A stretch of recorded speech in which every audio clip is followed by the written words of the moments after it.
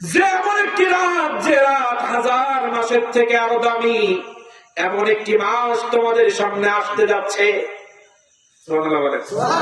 এমন একটি মাস তোমাদের মাঝে আসতে যাচ্ছে, যে মাসের মধ্যে একটি মাত্র নফল কাজ যদি কেউ করে, আল্লাহ রাব্বুল আলামিন সেই কাজটা ফরজে পরিণত করে দিবে। রমজান মাসে 1 টাকায় 70 টাকার হিসাব দেওয়া আছে হাদিসে মুবারাকায়। এমন একটি মাস তোমাদের সামনে আসতেছে, যে মাসের মধ্যে 2 রাকাত নামাজ তুমি পড়বে নফল, নিয়ত করবে নফলের, কিন্তু ওই 2 রাকাত ফরজের মর্যাদা লাগবে। তুমি দান করবে 1 টাকা, কিন্তু তুমি যখন কোন ভিক্ষুককে 1 টাকা দিবা, আল্লাহর কাছে 1 চান্সে 70 টাকা ফেরেশতা লিখবে। রমজানের চাঁদ যখন উঠে যাবে, রমজান শুরু শেষ হওয়ার আগ পর্যন্ত, এই রমজানের মুবারকের মধ্যে যে কোনো সময় তুমি যখন 1 টাকা দেওয়ার জন্য মসজিদে হোক, মাদ্রাসায় হোক, কোন এতিম বাচ্চাকে হোক, কোন ক্ষুধার্ত ফকির মিসকিনের জন্য হোক, 1 টাকা এমনি যখন ধরবা, তার পাত্রে ঢাকার সঙ্গে সঙ্গে 10 নয় 20 নয় 70 টাকা দানের সওয়াব প্রথম একসঙ্গে লেখা হবে। এরপরে বললেন আমসালুহা, 70-এর অধিক পরিমাণ আল্লাহ দিতে পারেন। কি পারেন? এখন দিবে, এই দেওয়ার ব্যাপারে কথা আছে। যেমন ব্যক্তি তেমন দেবে।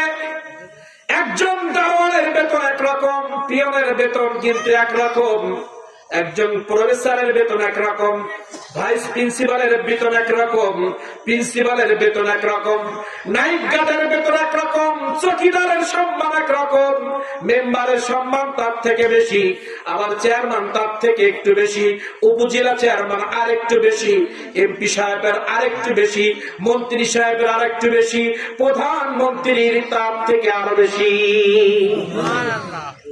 এখন প্রধানমন্ত্রীর কথা আর মন্ত্রীর কথার পাওয়ার 1 না 2? আমাদের নাইট গার্ড চৌকিদার ইউনিয়ন পরিষদের চৌকিদার যদি একটা কথা বলে, তার সেই কথার দাম আর চেয়ারম্যান একটা বললে দাম বেশি না কম? দাম বেশি চেয়ারম্যানের।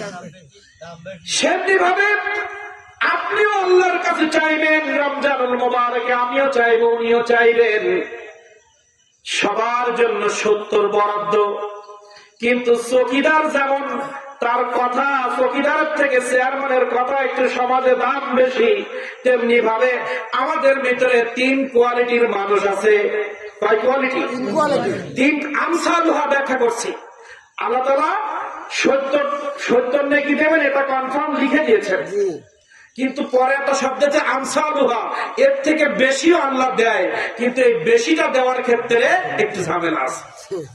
যে শুধু জুমার নামাজ পড়ে তার একরকম, আর যে 5 ওয়াক্ত সহ জমা পড়ে তার নাকি একরকম, আর জুমা আছে, 5 ওয়াক্ত আছে, সাথে তাহাজ্জুদ আছে, তার আরেক রকম। সুবহানাল্লাহ, সুবহানাল্লাহ। যে ব্যক্তি পিতামাতার অবাধ্য হয়ে নামাজ রোজা করে, হজ করে 1 টাকা দিচ্ছে, তার একরকম।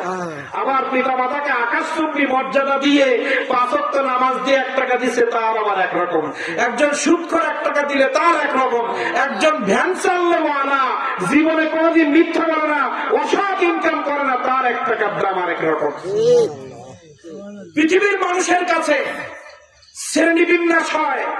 নাইট গার্ড ছোট, চৌকিদার একটু বড়, মেম্বার একটু বড়, চেয়ারম্যান আর একটু বড়। আর আল্লাহর কাছে বড় হতে গেলে সত্য বলা লাগবে, হালাল উপার্জন করা লাগবে, 5 ওয়াক্ত নামাজ লাগবে। একজন মন্ত্রীর পৃথিবীতে অনেক পাওয়ার থাকতে পারে, কিন্তু মন্ত্রীর মধ্যে যদি নামাজ না থাকে, আল্লাহ তাআলার কাছে একজন ভ্যানওয়ালার থেকে নিকৃষ্ট। আল্লাহ তাআলা বললেন, ইন্না আকরামাকুম ইনদাল্লাহি আতকাকুম। এই আয়াত যখন আপনি পড়বেন বুঝে যাবেন। আল্লাহ তাআলা সূরা হুজুরাতের মধ্যে বললেন, ইন্না, নিশ্চয়, আকরামাকুম, আমার কাছে সম্মানিত, ইনদাল্লাহ, আমি আল্লাহ আমার কাছে সম্মানিত সে, আতকাকুম, যার ভিতরে আমার ভয় বেশি। পৃথিবীর জমিনে যার অন্তরের ভিতরে আমি আল্লাহ আমার ভয় যত বেশি, আমার কাছে ওর সম্মান তত বেশি। এখন বলেন আল্লাহর ভয় কেমনে দেখাবেন আপনি?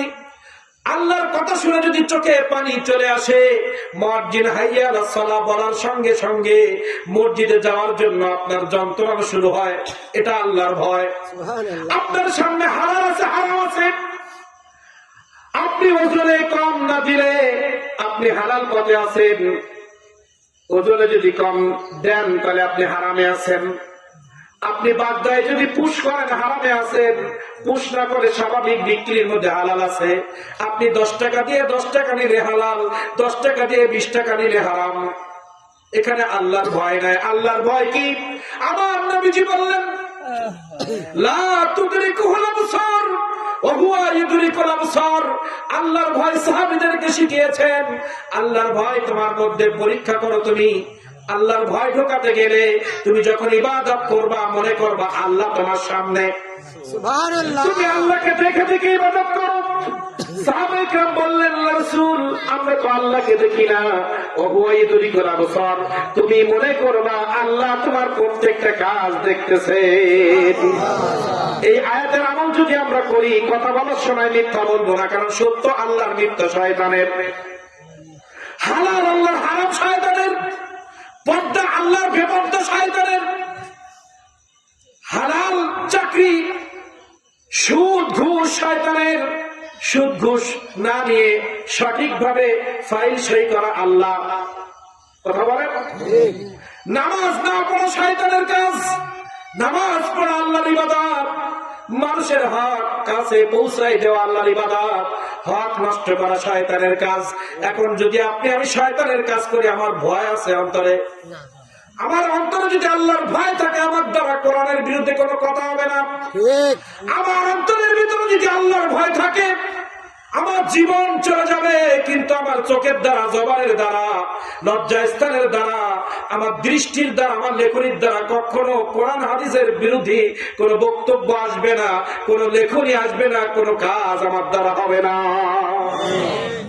তাহলে আল্লাহ রাসূলের পক্ষে যখন আমি থাকবো, বুঝতে হবে আমার মধ্যে আল্লাহর ভয় আছে। এখন এই ভয়টা যদি একজন ইজি বাইক চালানো হয়, দিন আনে দিন খায়, এমন একজন ব্যক্তির ভিতরে যদি এই গুণগুলো থাকে, বাড়ি ঘর ভালো না, সমাজের কেউ তোকে চেনে না, সমাজের কেউ তোকে চেনে না, বাড়িটা গাছের নিচে, টিনের চাল, খোলার চাল, গোলপাতার ঘর, এই ঘরের মধ্যে একজন মানুষ বাস করে, জীবনে মিথ্যা বলে না, অন্যের সম্পদ ফাঁকি দেয় না, আত্মীয়তার সাথে খারাপ ব্যবহার করে না, নামাজ কাজা করে না, মিথ্যা বলে না। আর একজন এমপি সাহেব অন্যের সম্পদ ফাঁকি দেয়, মিথ্যা বলে, নামাজ পড়ে না, আল্লাহ শুকরিয়া করে না। পৃথিবীর মানুষ তাকে অনেক মর্যাদা দিলেও আল্লাহর কাছে ডাস্টবিনের ময়লার থেকে নিকৃষ্ট। আর যে গোলপাতার ঘরের মধ্যে আছে, ও যদি আল্লাহকে খুশি করতে পারে, আল্লাহ তাআলা বললেন, ইন্না আকরামাকুম ইনদাল্লাহি আতকাকুম। আমার বিধিবিধান মানার কারণে, আমার ভয় করার কারণে আমি আল্লাহ আমার কাছে এমপি, মন্ত্রী, মিনিস্টার থেকে ওই গোলপাতার ঘরের মানুষটা অনেক দামি, ইনশাআল্লাহ অনেক দামি। দামি। এখন দুনিয়ায় আমরা দামি যাচাই করি, যার টাকা আছে সে ভালো, যার ক্ষমতা আছে তার আমরা সালাম নেই। কিন্তু আল্লাহর কাছে সম্মানী সে যে আল্লাহর ভয় নিয়ে দুনিয়ায় চলে, কোনো অন্যায় কাজ করে না। কিন্তু আমাদের দুনিয়ার মানুষ, মানুষকে সম্মান ভিন্ন কায়দায় দিচ্ছে আমরা।